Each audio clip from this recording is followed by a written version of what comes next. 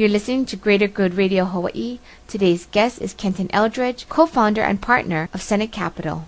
After the Army, you went back to school, yes, and you got your master's in history. How did you choose history after being in the military?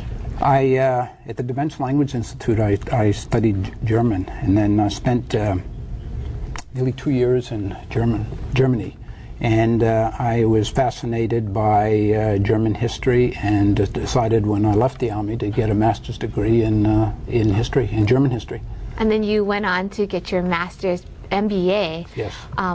What made you interested in business after history? I needed to get a job. Or was it you prolonging it, continuing school? No, I actually decided at that time they had just had a business program at the school where I was doing graduate work, and I decided to get an MBA. I was fascinated by, I was kind of intrigued by business, and I've always kind of had an interest in entrepreneurial endeavors, and so I got my MBA. For people out there saying, okay, master's in history, how does that actually help you in your business career? I learned a lot about people. I think being a generalist today in business, I think that there's certainly good applications that help one in your business career, in life in general.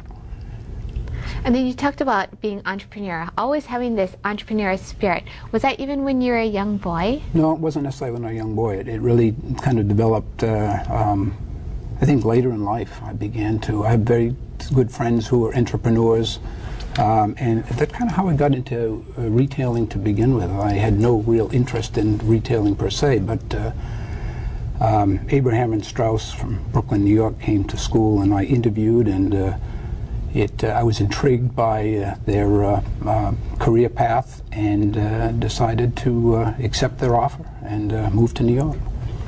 Could you tell us a little bit more about that experience, what you did? My first assignment, and I joined an MBA, the Abraham and Strauss MBA program, and I think I may have been one of the oldest employees or candidates in their employees in their MBA program. I think I was 28. I'd spent 4.5 years in the Army and 3.5 years in graduate school. And it was very difficult for me because as I came from my Army background and leading, I had quite a number of people working for me in Europe as well as in Vietnam. And it was, being a trainee was very, very difficult the first 2 or 3 years. And I think, again, the lessons that the Army taught me, perseverance, and you survive and you do what you have to do. And it was a wonderful learning experience, and learning, applying what I learned in graduate school to business. I spent nearly 10 years in New York before joining duty free. And so this entrepreneurial spirit, at what point did you really want to go with the ideas that you had, or just take a chance? And what was that first chance that you took?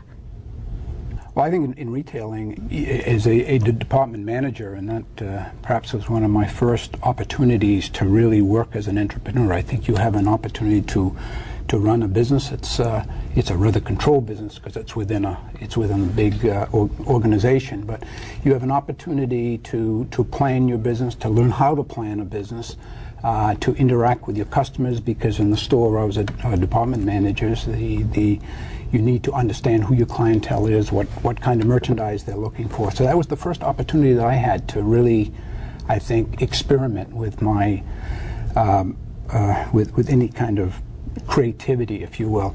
My first store was in Garden City, New York. It was a very conservative community.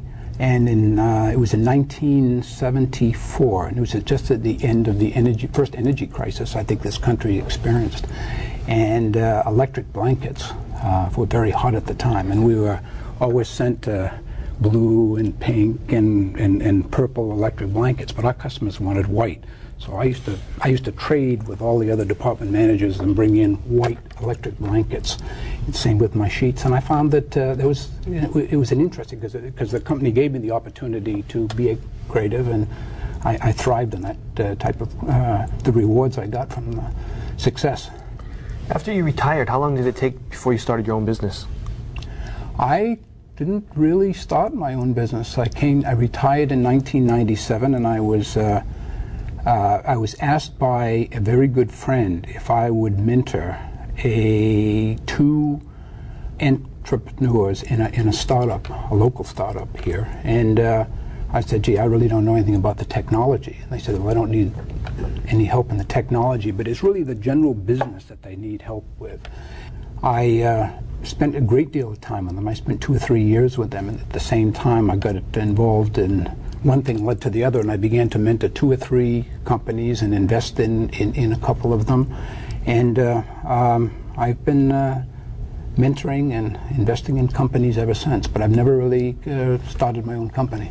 But you retired at a really young age. I mean, you retired at 51 years of age. Were you just itching to get back at in the work field, and when they called you, you said, okay, now it might not take up too much of my time, and it eventually evolved? Yeah, I really didn't have any, when I came back, I really didn't have any plans other than to retire and travel. But I gradually got back into, through this mentoring process, I got involved in a number of companies and invested. I invested in a company in Boston with a friend of mine from graduate school. And then I was asked to join HighBeam, which is Hawaii Business Entrepreneurs Acceleration Mentors. And I was one of the founding members of HighBeam. And I got involved in working with a lot of these startups and investing in most of them. And that has increased over time, and it's my mentoring has increased over time. So I don't think I really ever had never felt like I was completely retired. But I always tried to get balance in my life. I tried to never work more than probably 10 or 15 hours a week. Thanks for tuning in. Stay tuned for more on Greater Good Radio.